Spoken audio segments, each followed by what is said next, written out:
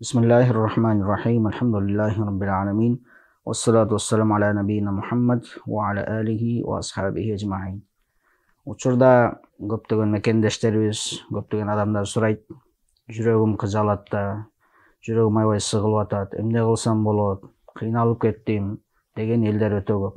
Мына ошолорго жооп катары Пайгамбарыбыз саллаллаху алейхи вассаламдын куттуу бир хадисин айтып кетелик. Пайгамбарыбыз саллаллаху алейхи вассалам özünün osiyatlarında mınday деген. Aleykum bi mujalasati ulama ve istima'i kalamil hukama. Sizler özüңөргө алымдардын, илимдүүлөрдүн мажлистерине бекем бармагыла. Ошолор мажлистерине барып, алардын баяндарын жакшылап кулак төшөп уккула. Таанышман адамдардын тажрыйбасы бар, өтө илимдүү адамдардын сөздөрүн кулак төшөп жакшылап угуп алгыла. Алымдардын, уламалардын, илимдүүлөрдүн мажлистерине сөзсүз катышып тургула дейт. Эмне үчүн десе, себеби Алла Таала өлүп калган жүрөктү ошол баяндын, Курандын, хадистин нуру менен тирилтет. Жүрөгүбүз дүйнөгө батып, дүйнө жөнүндө гам, пикир кыла берип, ушунчалык катып калган, кыжалатка, проблемага кирип калган, мына ошол өлүп калган жүрөктү ошол хикматтын, баяндын, хадистин, Курандын нуру тирилтет.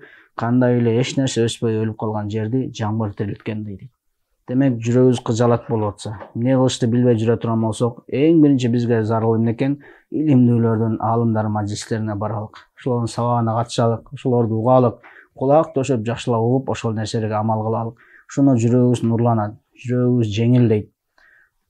Буга чейин устазыбыз Чубак ажы рахимахулла, Алла Таала жаткан жерин жайлуу кылсын, ошол киши ушундай мажлистерди уюштурат эле. Ага элдердин баары катышып, эс алып, жүрөктөрү рахат алып, жыргап калышат эле. Бирок ал киши да өтүп кетти, Алла Таала кишини алып кетти, жайын жаннаттан кылсын. Бирок ал менен жашоо токтоп калбайт. Дагы да башка устаздарыбыз бар, чоң аалымдар бар. Ошолорду издеп баралык. Издеп барып ошол мажлистерине катышалык, алардын баяндарын угалык. Жүрөгүбүздө кыжалатчылык, жүрөгүбүздүн сыгылуусу мына ошол нерсе менен тарайт. Алла Таала Куранда айтып койгон: "Астагфиру билла, ала бидикриллахи татмаиннул кулуб." Кулагыңарды жакшылап ачып, жакшылап угуп алгыла. Алланы эстөө менен гана жүрөктөр тынчтанат.